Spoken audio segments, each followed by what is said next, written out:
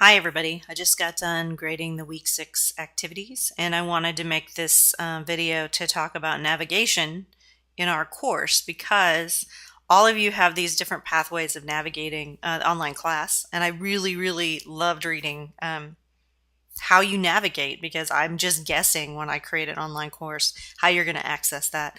And I wanted to show you how when I design, I anticipate users accessing the course, and you can see how similar to or different from the way that you access the course that my anticipated navigation structure is. So I have a cold, and so I'm going to try to get through this without coughing up a lung. But if I do try to cough up a lung, I might have to pause the video and then start it again. So if this is weird and jumpy, that's why. Okay.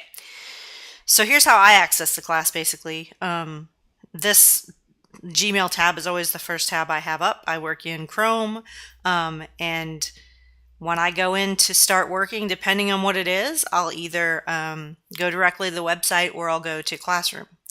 And I generally navigate through this menu, the Google Black menu. And I think I talked about that in the first week downloading it. But everything that I access frequently is here, and because you can move these around, you can kind of organize and create what you use most first. And so I usually go straight to our site. Now when I open this, it's going to open in edit view. And because I usually edit, that's the view I work in, but I can also show you the published site and what that looks like. It was fascinating to me that Cynthia, who used it in Safari, had issues with this pane. I had not ever seen that before, and I don't know if you can move it. I mean, in Chrome, it doesn't do that for me. So that was totally new information, and I appreciate it. I generally then just go straight into Classroom through that same method. Here is our Google Classroom.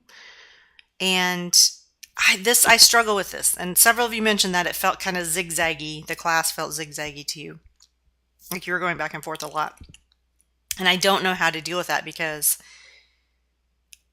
I put content in sites at least partially because of navigation on mobile devices and design on mobile devices, but also just it's a so much cleaner interface to me than what Blackboard offers, and I real struggle with putting anything other than basic text into the Blackboard virtual text box editors. So I'm gonna have to rethink that. But one of the reasons I wanted to use Classroom is because I could link the Classroom directly into the Google site.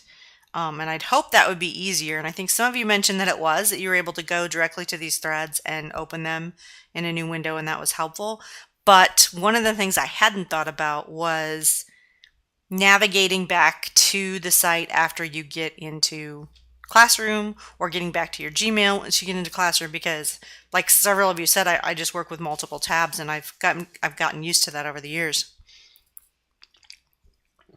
So I don't have to think about navigating back and forth anymore because I created the structure, so I know what the structure is. So I anticipate students would either go to their Gmail every week, open up their intro email, and go click the link to get into the course, or they would bookmark this website and go in through this website every week, or bookmark Classroom or going through Classroom every week. But there's also another way that you can navigate, and several of you mentioned it would be really helpful to have quick links at the beginning, which I'm going to start implementing.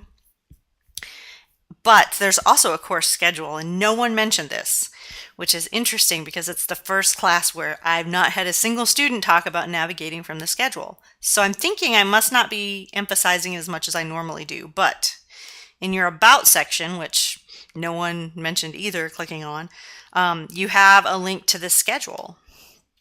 And the schedule has all of the information linked in it in a single place. So you should be able to navigate to the website from here. This is the link to each week's website. You should be able to navigate into individual assignments, although I did not link to Classroom right here in each one of these, and I would. and will next time if I use it. I hadn't thought about making those hyperlinks, but I can now. So this would be kind of the quick guide for getting started, that you could just keep open and navigate to each week. I don't know if any of you knew that was there, or if you did know it was there, I didn't know if I emphasized it enough. So that is a lesson for me. Maybe link that into the email as well so that you can get to it quickly each week when you get started. But yes, so when I design, anticipate multiple navigation and entry points. And you demonstrated that you all use different kinds of navigation and entry points. I think the big takeaway for me for this, as far as user-centered design goes, is thinking about once you enter, which is kind of what I think about, like once people get into a site, being able to help them more quickly and easily navigate back and forth. I always think like navigating to something. So in other words, I want to make it easy for you to get to the Google Classroom from sites, because I anticipate kind of the sites as the hub of the course, but getting back to sites from Google Classroom doesn't happen if you go to here. And I just hadn't thought about that. So takeaways from this week really quickly. User-centered design. I know you maybe have heard of that in the last 6 weeks, but it's just vital to get at your user experience as many ways as you can. I'm about to cough. Sorry. Be glad you're online students right now and you cannot actually get near me. Thinking about designing in ways that help all of your users. And we tend to think about accessibility in terms of people who have particular problems or needs or challenges above and beyond a traditional online student, but we all have challenges. We all have difficulties. It could be a technological difficulty. It could be the things that Cynthia Hussein talked about with just accessing and understanding that UALR, email, and Gmail were the same thing. I had not ever thought about that because in my world I work with, it's obvious, right? So thinking about your users, even doing maybe a little survey at the beginning saying, how can I help you better navigate the course? Or sending out an email before the class begins. That's an OWI best practice just to help students get acclimated and to get any bugs worked out before they get into the class. So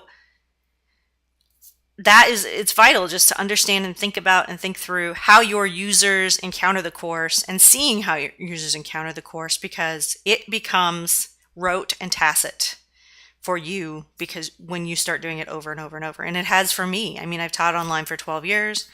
I've taught in Google for 8 of those, maybe 8 or 9 of those.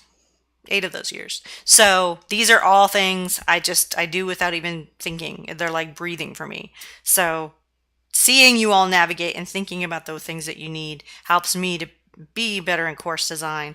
But I think it helps all of us to constantly be coming back and checking in with our users and making sure that we're doing things that are helpful to them.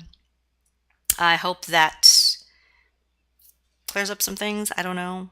I wanted particularly just to address that idea that you navigate through a class in a variety of ways, and thinking about it in a linear pathway model isn't necessarily the best way to go for user design. Have a great week.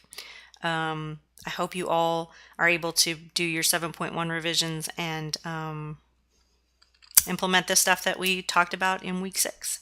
So I'll talk to you soon. Bye-bye.